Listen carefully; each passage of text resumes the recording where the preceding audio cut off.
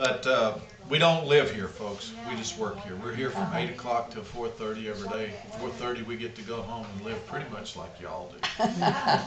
Electricity. You would like to live like this though? I would, yes. I could live this way very easily. Yeah? Very easily. So. What makes it so attractive?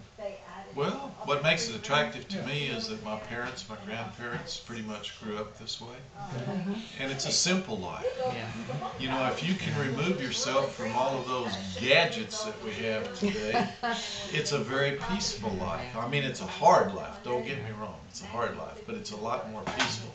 You know, all of those gadgets that we have today, they kind of intrude on us. And they give us distractions, and they call us at any time of the day and any time of the night. If we can get rid of those gadgets, our life is much simpler. It's still a hard life, don't get me wrong, but it's much simpler. Do you do your own butchering? Yes, we do. We butchered a hog and a calf 2 weeks ago. We've got fresh sausage hanging in the smokehouse. What do you have in here? That's cheese. We actually milk a cow every morning. There's a pan of milk over on that table behind you that I got from the cow this morning. Mr. Frank actually ran that milk through a cream separator this morning. We got a whole pint of cream today from the cow. That cream, what do we do with it? We actually make our own butter down here. We've got fresh homemade butter. It looks a lot more yellow than Well, you know, the cows are getting a little bit of green grass to eat right now, so that means that they'll start making yellow butter. In the summertime, when it gets really, really dry around here and we're feeding a lot of hay and dry grass, the butter will be real white. Okay? Now, milk will go from fresh milk.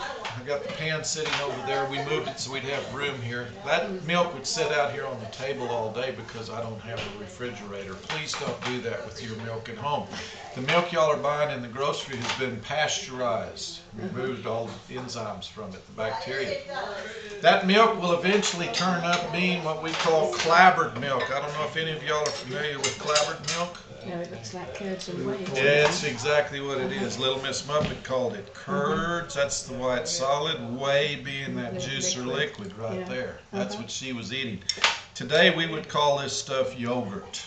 Oh, yes. Now, how do we make it? We really didn't do a darn thing. We just let it sit on the table for about 2 days, and it went from fresh milk to sour milk to clabbered milk all on its own because of the natural bacteria in that milk that we didn't kill because we didn't pasteurize it. Okay? Clabbered milk, what can we do with it? You can eat it. You can eat it. Most people ate this stuff for supper. Don't make a face. It's like yogurt today. You call it yogurt. You know, it's not flavored, but you could put your own sugar. You could put your own fruit in there if you wanted to, and you could eat it that way.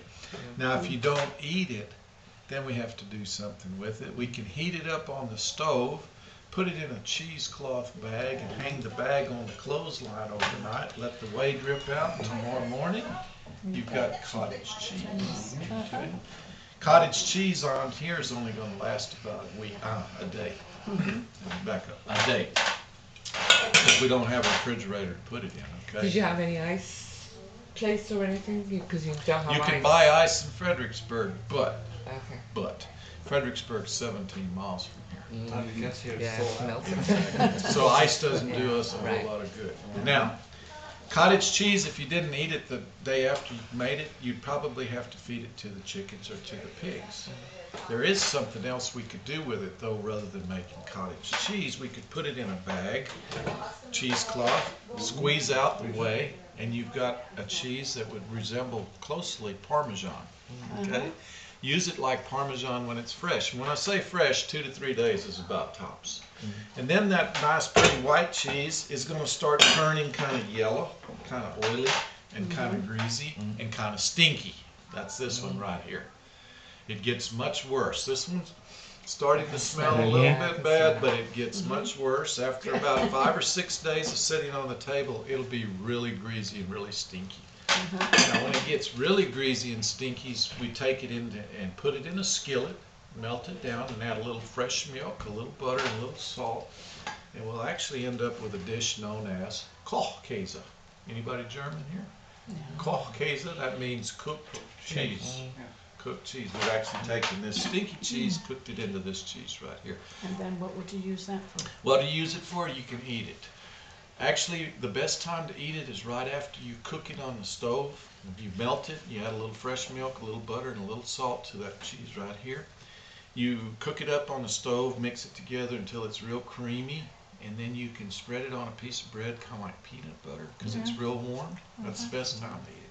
Now, if you don't eat it when it's warm, you can put it in this bowl or dish and let it cool. And then it becomes a sliceable cheese. Now, the sliceable cheese be good on the table another 2-3 days without refrigeration. So actually, sometimes we have cheese in this bowl right here that might have come from the cow's fresh milk maybe 10-12 days ago. So we got a pretty good ways to, keep it from spoiling. Caucasian tastes a lot like mozzarella or brie cheese. Everybody wants to know what it tastes like. I can't feed you any of it, but I can tell you that it tastes very similar to brie cheese. So today we had bacon and eggs. Like I say, we have fresh bacon. Look over here.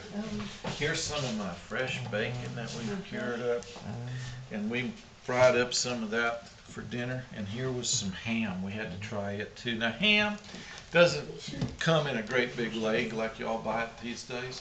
Our hams are more smaller pieces of meat that we can actually rub the cure on. And we just rub the cure all over the outside. It's a sugar cure, salt and sugar, about 5/8 salt and 3/8 sugar. Let it set in the pan about 10 days.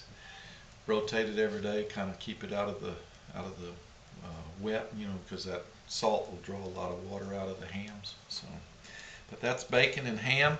And then we also, the chickens are laying pretty good, so I fried up some scrambled eggs. So that was our lunch today. You want a few eggs over here? Eggshells, we'll even recycle those Yes, I things. noticed they're all crushed in the bottom. Yeah, what we do with our eggshells, those that are still intact there, we'll put them in the oven, bake them or toast them slightly. You don't have to put them into the oven too long. You don't want to put them there too long because you'll burn them, and if you burn them, they stink. Okay? So we put them in the oven for just a little while, toast them, and then you can crush them up into these little bitty pieces that you see here. Those little bitty pieces of eggshell will go out tonight into the chicken feed. And the chickens will eat those little bitty pieces of eggshell, and they get that calcium that they need to make some more hard-shelled eggs. Okay? So why do we bake them? It makes them much easier to crush. Have you ever tried to crush up a raw eggshell? They stick together because there's a membrane on the inside. Once we toast them, you can crush them up and they fall apart, these little bitty pieces, because you've destroyed the membrane. Another thing that you've done whenever you bake them is change the flavor. Chicken doesn't know she's eating an eggshell anymore because that membrane has been destroyed. The taste has been destroyed. She no longer recognizes it as an eggshell. And then when we do crush it, look at these pieces. That doesn't look like eggshell either, so she doesn't recognize it as an eggshell anymore. There's a bad thing that happens when we got a hen that starts eating eggs out there. We don't want to encourage her, okay? Pick them all. Yeah, and you know what happens to a chicken that starts eating eggs? No, they became Sunday dinner. Yeah, we have to eat them. We have to eat them. Yeah. So we don't really want them to know that they're eating their own eggshells, and that's why we're baking them, All the toasting. good chicken feed, see, I grew up in the 50s ago, and all the good chicken feed had, you didn't buy it if you didn't have shell. Yeah, well today, most of the egg farmers don't get their shells back. Now they need calcium is Yeah. what they're needing. Yeah. That's what that eggshell is producing. So today most of your egg farmers are going to substitute that oyster shell with oyster shells. So what happens to the eggshells then? They get into your household Yeah, and throw them away. Well, yeah.